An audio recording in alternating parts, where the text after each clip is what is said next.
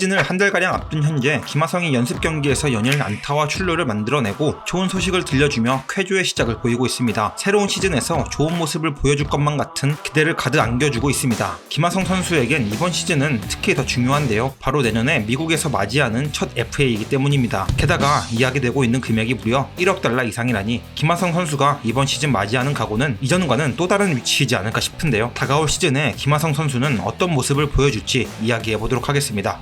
김하성은 2023 시즌 정말이지 말도 안 되게 좋은 시즌을 보냈습니다. 대한민국 선수 최초 뿐만 아니라 아시아인 최초로 내야수 골드글러브를 수상하며 본인의 수비력이 MLB에서도 탑클래스에 있음을 증명해냈죠. 시간을 4년 전으로 되돌려서 김하성이 미국 가서 골드글러브 탐이라고 말하면 200% 야알모 취급을 받았을 겁니다. 그만큼 하성 선수의 골드글러브는 대단했고 생각지도 못한 선물과 같았던 것이죠. 물론 그렇게 되기 위해서 김하성은 정말이지 많은 노력을 했을 것입니다. 게다가 타격은 또 어떻고요. 처음 MLB로 넘어올 때 많은 사람들은 김하성 타격은 MLB 수준에서 적응할 수가 없다고 했습니다. 한 번도 한국에서도 이대호나 박병호, 김현수처럼 압도적인 어떤 특징을 보여준 적이 없었기 때문이죠. 하지만 3년차인 작년에 WR10 플러스 112로 평균 이상을 때려냈으며 타율 2할 6푼의 에버리지와 17홈런을 때려내며 좋은 수비뿐 아니라 준수한 타격의 모습까지 보여줬습니다. 그리고 정말 좋았던 부분이 있죠. 바로 출루율입니다. 런닝 지표가 MLB 상위 21%로 빠른 발을 지니고 있는 김하성은 작년에 리드오프로 맞는 출장을 부여받았습니다. 리드오프 특성상 출루가 정말이지 중요한데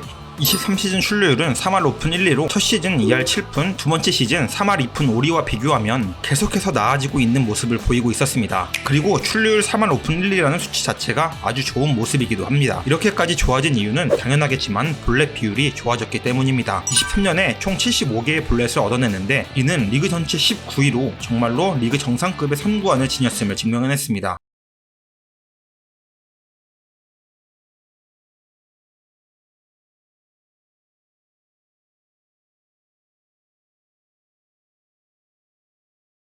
이제 자신이 어떤 타자로 진화할 것인지 가닥을 잡은 듯한 또는 자신의 야구를 확립하고 있는 듯한 모습을 보이는 것 같습니다. 그렇기에 2024년이 더욱 중요하다고도 볼 수 있겠습니다. FA 대박이라는 것을 떠나 야구 선수 그 자체로 바라볼 때도 말이죠. 그렇게 바라보는 이유는 작년 시즌의 스텝업 때문입니다. 분명 작년에 김하성은 스텝업을 했습니다. 그리고 이런 스텝업은 다시 세 가지 모습으로 나뉩니다. 첫째, 그 새로운 단계의 완성도를 자기 것으로 완전히 만들어 그 단계에 머무를 수 있는가. 둘째, 더욱 날카롭게 갈고 닦아 하나의 스텝이 아니라 다시 한번 성장을 이룩할 수 있는가. 셋째, 상승 포인트를 정확히 잡아내지 못하고 다시 원래 상태로 돌아오는가. 보통이 첫 번째이고 이제 드물게 두 번째가 나오죠. 그리고 최정상급의 선수들은 보통 이 두 번째에 해당하는 과정을 거칩니다. 그리고 플루크 시즌이었다고 평가하는 많은 사례들이 세 번째이겠고요.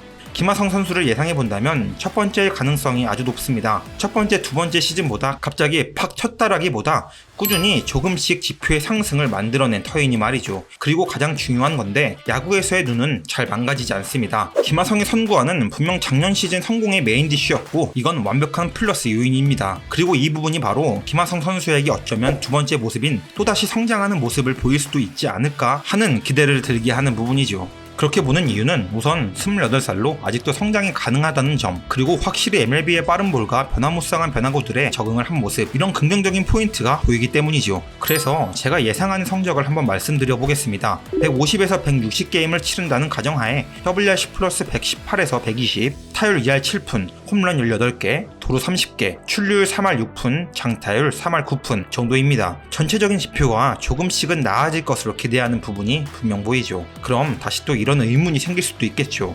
불안 요소는 없는가?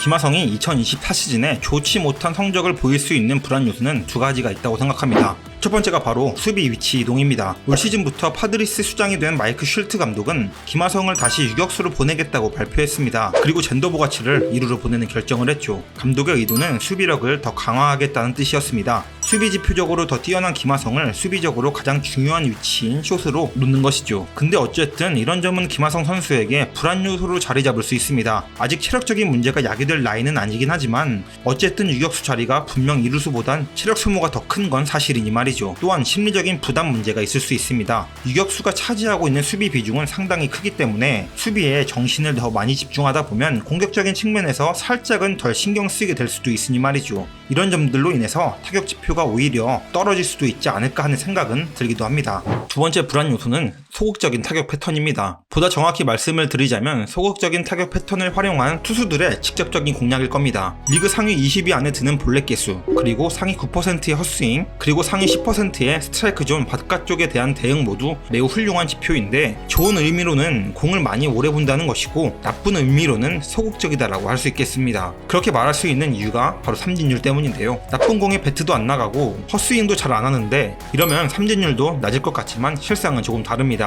낮은 헛스윙률과 좋은 스트라이크 존 공략에도 불구하고 삼진율이 22시즌 17.2%에서 19.8%로 증가했습니다. 삼진율은 상위 37%로 다른 지표에 비해 많이 떨어지죠. 즉 삼진을 당할 때도 그냥 보고 죽는다는 뜻이죠. 너무 소극적입니다. 세부 지표를 조금 더 살펴볼까요? 초구 스윙 비율이 첫해 31.6%에서 22시즌 24.9%, 그리고 작년에 20.3%로 계속해서 줄고 있습니다. 그리고 공에 대한 전체적인 스윙률 역시 44.5%에서 43.3%, 38.9%로 스윙 자체가 6%가량 줄어들었죠. 그러다 보니 좋지 못한 부분도 따라오는데요. 존에 들어오는 공에 대한 스윙률이 61.1%에서 60.4%, 그리고 51.1%로 너무 감소했습니다. 좋지 못합니다. 더 좋지 못한 부분이 하나 더 있는데요. 미트볼, 그러니까 한가운데 들어오는 공에 대한 스윙이 68.9%, 71.9%, 62.4%로 한가운데 공도 10개 중에 4개 이상을 그냥 본다는 뜻입니다. 자신이 노리는 코스와 공을 노리는 것도 좋지만